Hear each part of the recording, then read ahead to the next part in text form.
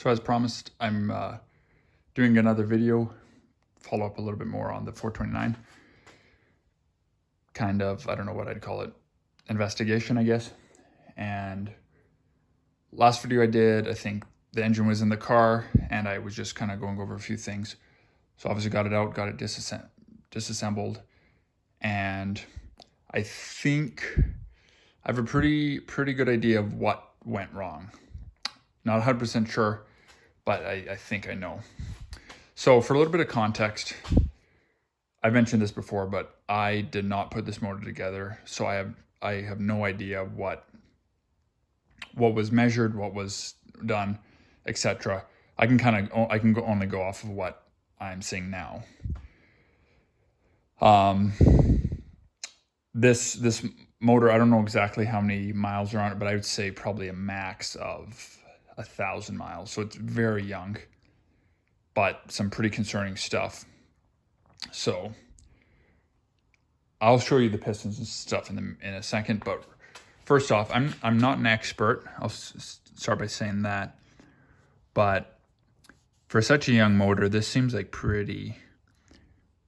I'm not, this is something you'd maybe expect on a higher mileage motor, but that's a little bit concerning to me. The amount of wear there, especially because it's inconsistent bearing to bearing. The front and the rear main caps are the worst as far as top goes. Now, interesting here on the thrust bearing top, a little bit of scuffing here, but this is pretty clean. But what's super concerning is this on all four edges, top and bottom shell.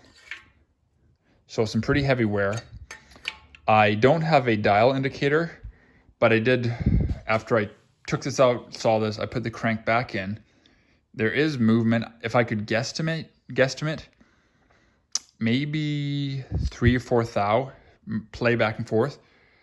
I'll need to either buy a dial indicator or get one to verify that, in the future. At this point, it doesn't really matter. It was obviously, something was wrong. But even with it worn like this, it still, to me, seems under what it should be. Some of the specs I was saying were as loose as like 12 thou for certain applications. So anyways, it's pretty obvious. I don't know what else could cause that. It seems like it was tight. So the question is was the bearing wrong size? This crank is 10 under. So was the thrust bearing something wrong with that? Was it installed correctly? Or did the machine shop not grind down the cheeks that contact here? Did they maybe not grind those down adequately? Had this motor been checked for clearances and stuff, I think that would have been caught pretty easily. So makes me think that none of that was really checked when the motor was put together. The other thing is, I kind of know better now, but I was told run a 30 or 40 weight. So I ran a 40 weight for the first two or three oil changes. I think it was broke in on 20 weight, I think, with the zinc additive, and then I switched to 40 weight, which I think would be okay. A lot of guys seem to run that on their muscle car engines, but if the bearing clearances were already too tight, that just makes it even worse. So theoretically, it's hard to see, but there's some pretty heavy wear on the one bottom end of the front camshaft lobe or bearing. So I need to look through some of those. But that's just what I've noticed so far on the block. Unrelated to that specifically, but one of these sides, the drain plug, took it out when it was in the car. Fluid drained the other side, took it out, and no fluid came out. So there's a plug somewhere in there. Hopefully it's wasn't affecting the passages and stuff, but I'm gonna have to look into that. But yeah, I'm gonna start at square one, go through. Hopefully I can at least keep the cam bearings. I don't know. But anyways, that's where I'm at right now. So over the next little bit, I'm gonna knock the freeze plugs out, and basically go through this and start from scratch. I'm hoping to do all of this without having to go to the machine shop at all, but we'll see. So just gonna turn this light off. I'll show you the other stuff here. So I'm going to, I guess, zoom this out a little bit. So tying back to me not building the motor, I remember I was there kind of being taught the ring gap thing.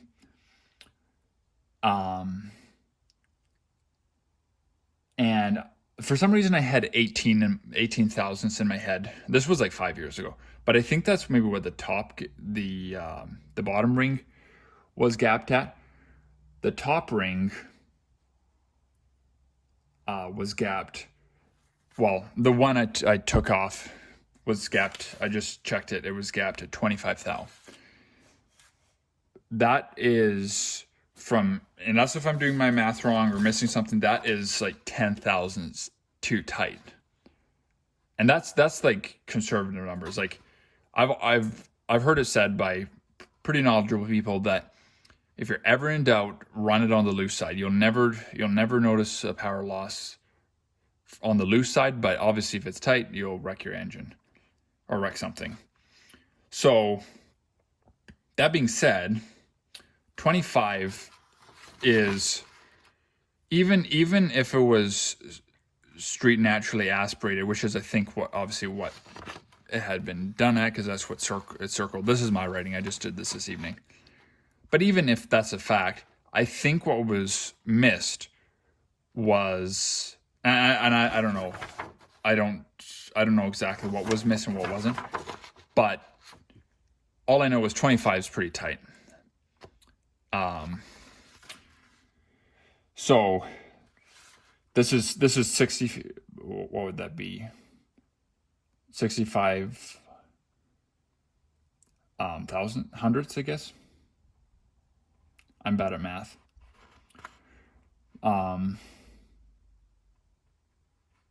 And so yeah, it's a little bit different, but it's only 10 off from drag gasoline.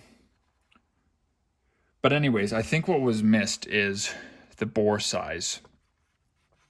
If I could assume why this number was arrived at, it was because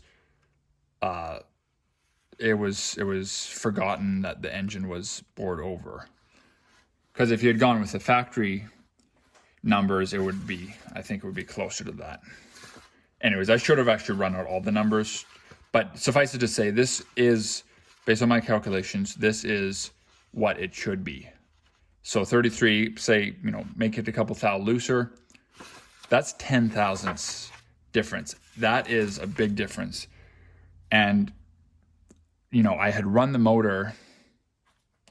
Like, granted, it did, all the pistons or all the spark plugs did show some signs of a little bit of pre-ignition, if that's the right term, a little bit of peppering and stuff like that. But anyways, I don't know exactly if it was probably a combination, but obviously the motor got really hot. I know it was running way hotter than I ever had. My temperature is way hotter than I ever had it before. So anyways, I don't know which came first. I don't know if part of me wonders, is thinking, because when you look at obviously by far the worst one at number 3 here, why would it chip out the side? If it was bad detonation, I know this is kind of a weak point, but wouldn't it kind of often show like towards the center of the piston, I would think? I don't know. And but if the ring had buckled, that could explain, the ring buckled, snapped this. Interestingly enough, this is all essentially, I think there's a little piece I took out of the cylinder, but this is all that was left of the ring. The other half and a bit is in here, I guess, and wherever else it found its way. So this one's kaput's obviously pretty tight on the wrist pin. So that's either bent or something. So that's the first couple things. Before I go on to that, I think everything else looks okay for the most part, thankfully. Now, I do remember this. This is number 8. I remember when we were putting up the motor, we did number 8 last.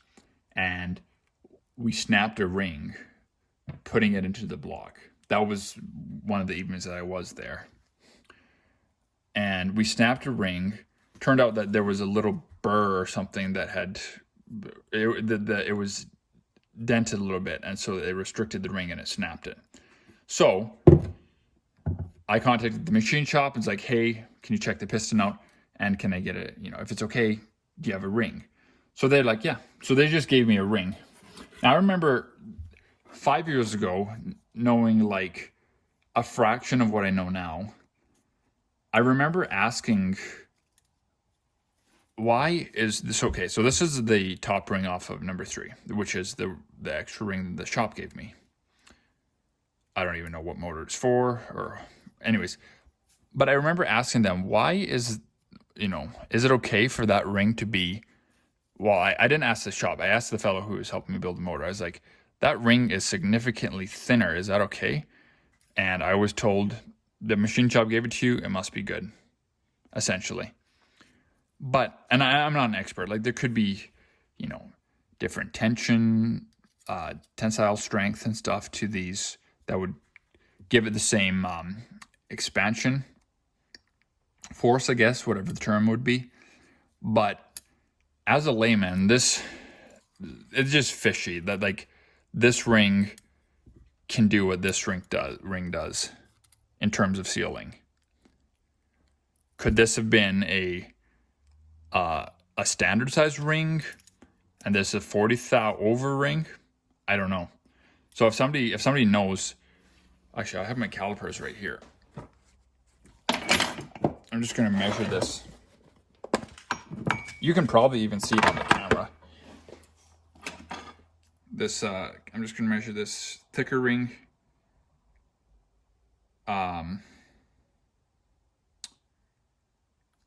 So that is 180 thou, approximately 178.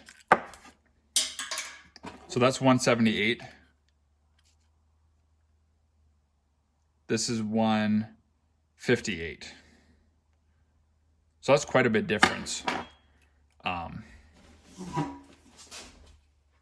Now, I had I known these kinds of things going in, I would have done something about it, but live and learn. So I'm learning, just curious on the thickness. That's 78 thou thick.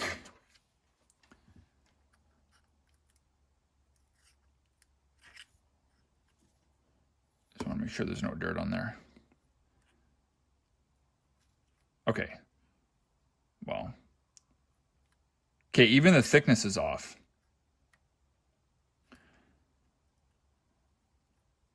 This one is like 70, it's about 2 thou thinner from what I can see. So this is thicker, but narrower. But anyways, I don't know if it makes a difference. I just found it kind of interesting that the one with the odd size ring happened to be the other piston that had problems. Now I never did a compression test on this motor until it blew up. But as you can see from my numbers here, pretty high compression, I would think. I mean, I know it is a high compression motor, but 210, I think that's pretty high. This is like 11 to 1 or a little bit higher than 11 to 1 compression. But you can see everything's the same, except number 3 obviously is really bad, as we saw. No surprise there. And then number 8 is 180. So down, not significantly down. I mean, depends how specific you're trying to be. But what's really interesting with number 8 here is like, I don't see any material missing anywhere, even on the heads. But somehow there's like material in here. And it's possible that when I pulled the spark plug that I missed reading. I missed it on this one, because I did notice, obviously, on number 3 that was completely obliterated. But on number 8, I don't remember anything out of the ordinary, but it might have just been because I wasn't looking for it. So, but yeah, still some material in here. So anyways, that's kind of the update on the motor. And I might be missing something, but it seems to me like this is the most obvious, because like I don't know how else to prove that it was detonation or pre-ignition. It didn't make any noise until I didn't hear anything until after I got to the end of the track, slowing down. Then I heard like a tick tick tick, stuff like that. And it was running rough and etc. But actually, and that's also a testament to these 429 motors. Even with like, and this is exactly what happened the first time actually, is when I first bought the car, it had 2 dead cylinders, if I remember correctly. But it actually still runs. Like, aside from the noise, you could pass it off as running fine, unless you really know these motors. So, not trying to like, point fingers or anything. I'm really thankful for the help I got, but there was definitely some things that were missed. I don't know if it was whose fault it was. It could have been it's a pretty easy mistake to make when you're multiplying out. Just for a moment, you forgot that it was bored over, so you have the wrong numbers plugged in. That could explain everything. The thrust bearing, that's probably the machine shop's problem. They probably didn't grind at all. I mean, it looks really clean on the crank, so they probably did do it, but maybe they just undersized it. Anyways, that's kind of where I'm at here. And so anyways, just wanted to give you an update there, and I will do more videos as we go. Some things coming up. I'm doing some modifications to the intake manifold at some point. I'm going to go through the heads again, do some porting on the heads, some cleanup. I got to go through everything because I have no idea what all got damaged. And so anyways, thanks for watching, and stay tuned for the next one.